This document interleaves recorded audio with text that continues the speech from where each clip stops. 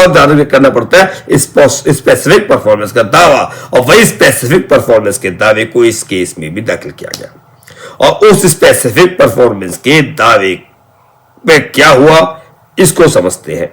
Trial court ने वादी के पक्ष में फैसला दिया, यानी कि स्पेसिफिक परफॉर्मेंस की डिक्री पारित की गई।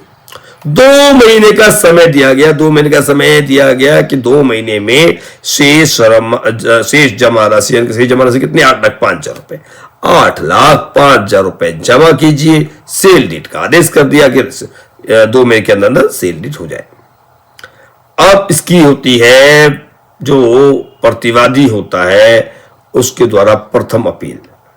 डिक्री में संशोधन किया गया प्रथम अपील में हाईकोर्ट के द्वारा।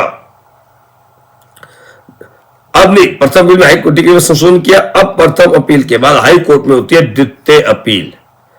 ट्रायल को अब देखिए, फर्स्ट अपील जो हुई डिस्ट्रिक्ट जज की कोर्ट में, वहां पर डिक्री मॉडिफाई की गई, और जब यह दावा पहुंचा ट्रायल कोर्ट के निर्णय के विरुद्ध पहुंचे अपील में, तो अपील में, द्वितीय अपील में ट्रायल कोर्ट की डिक्री को बहाल किया गया। जो मॉडिफिकेशन किया गया था जिला न्यायालय द्वारा, उसको सेकंड अपील में समाप्त कर दिया गया।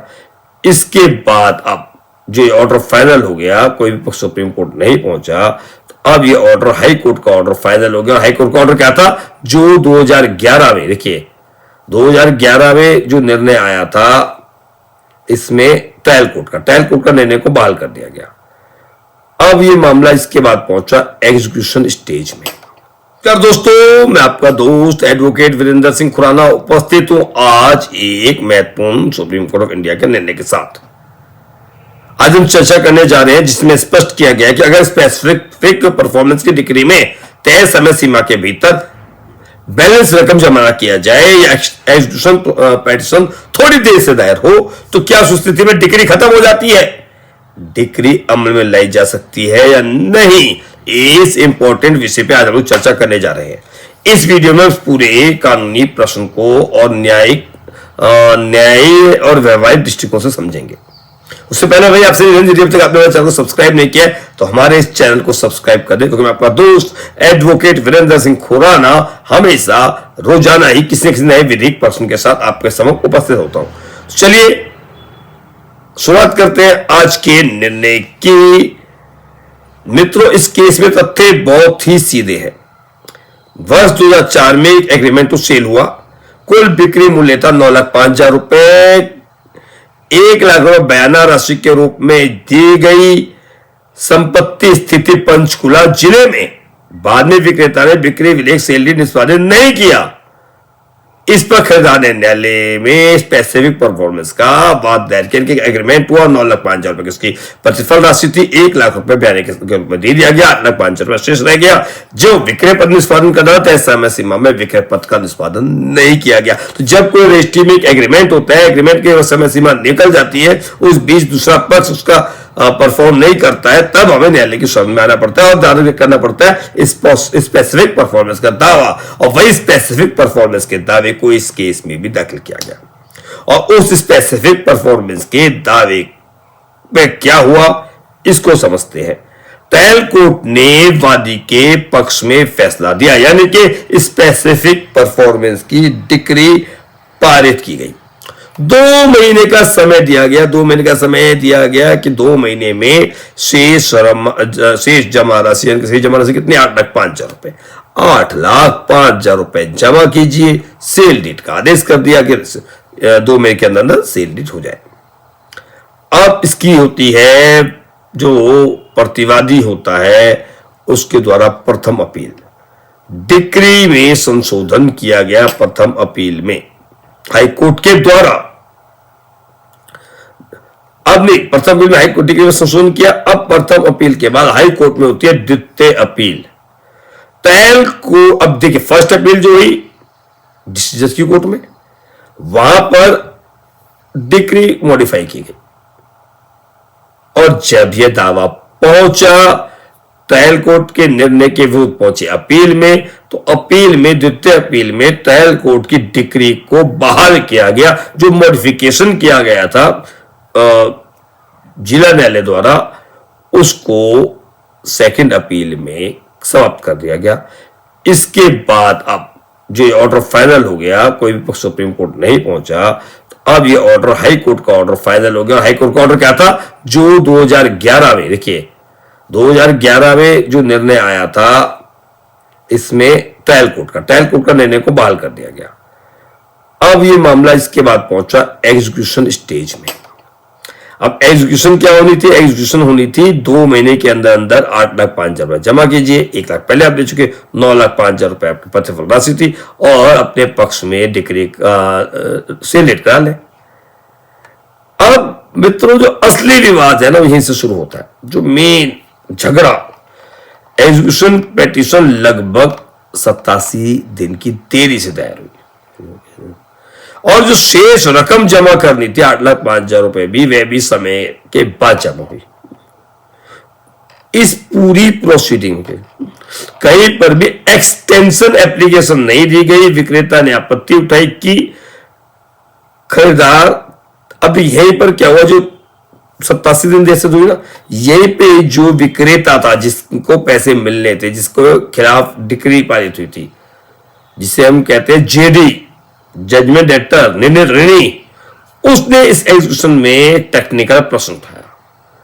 उसने कहा जी सारी की सारी डिले है ना, इसको देख के लगता है कि खरीदार ना तो रेडी था, रेडीनेस नहीं दिख रही, ना ही विलिंगनेस दिख रही है, यानी कि खरीदार तैयार और इच्छुक नहीं था। समय से उसने सब काम नहीं किया, समय सीमा का उल्लंघन हुआ, डिक्री अब अमल योग्य नहीं रही। और हाई कोर्ट ने भी एकदम इस बात को सही मान लिया। हाई कोर्ट ने कहा तय समय सीमा में राशि जमा नहीं हुई, एग्जीक्यूशन कोर्ट के पास समय बढ़ाने की शक्ति नहीं है, डिक्री इन एग्जीक्यूटेबल यानी कि निष्पादन योग्य नहीं है, इन एग्जीक्यूटेबल हो गई है, निष्पादन योग्य नहीं रह गई है। यानी हाई कोर्ट ने तकनीकी आधार पर डिक्री को निष्प्रभावी मान लिया, निष्पादन योग्य नहीं माना, निष्प्रभावी हो गई है मान लिया। अब मित्रों, यही प्रश्न पहुंचा सुप्रीम कोर्ट के सम्मुख। सुप्रीम कोर्ट ने बहुत ही महत्वपूर्ण बात कही। Section 28 specific performance relief act के अंतर्गत, जो स्पेसिफिक रिलीफ एक्ट क्या सेक्शन 28 है के अंतर्गत समय सीमा कठोर नहीं है। डिक्री अपने आप खत्म नहीं हो सकती, डिक्री अपने आप नहीं मृत होती भाई, डिक्री अपने आप नहीं खत्म होती। विक्रेता को डिक्री रद्द कराने के लिए अदालत जाना होता है, आपको डिक्री को भी रद्द कराने के लिए अदालत में प्रार्थना पत्र देना होगा। सुप्रीम कोर्ट ने स्पष्ट कहा, केवल देरी मात्र से यह नहीं माना जा सकता कि खरीदार ने अनुबंध छोड़ दिया।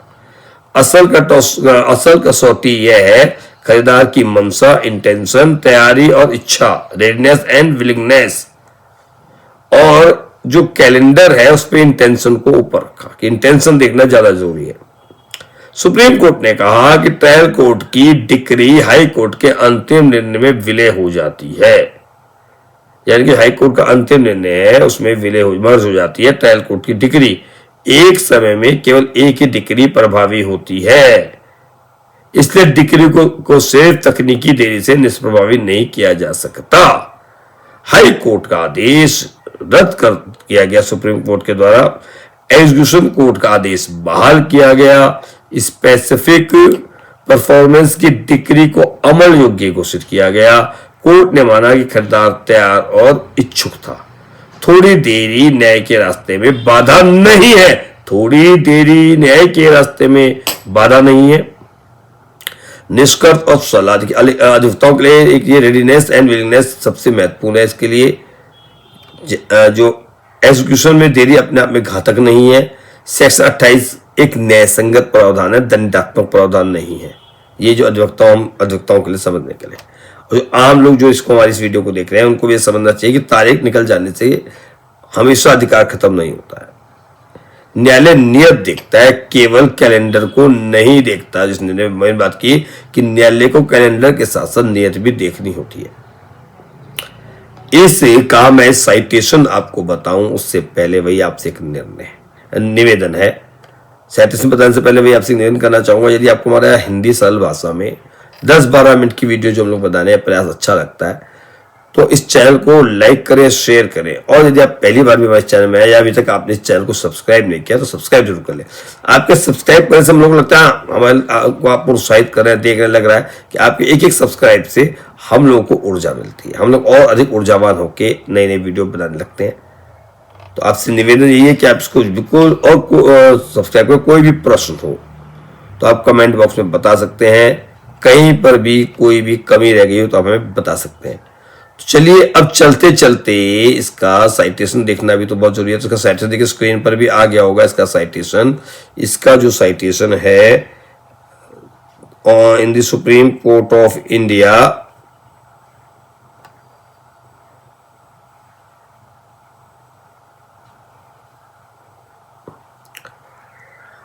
Civil appeal jurisdiction, civil appeal number of 225 arising out of SRP C number 20091 upon of 2022 doctor Amit Arya versus Kamlesh Kumari. और जो जस्टिस इसमें आए हैं, जस्टिस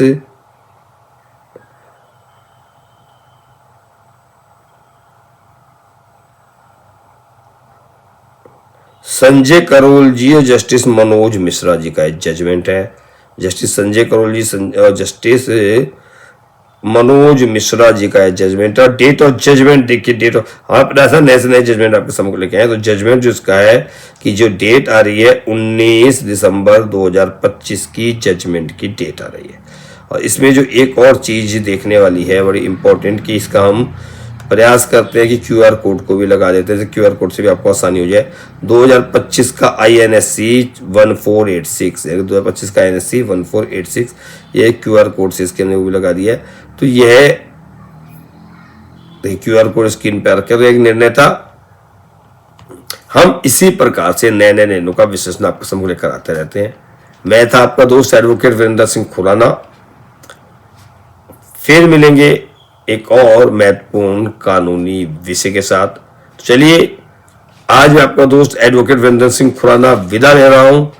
कल फिर मिलेंगे एक नए के साथ। तब तक के लिए सभी को नमस्कार, नमस्कार, नमस्कार।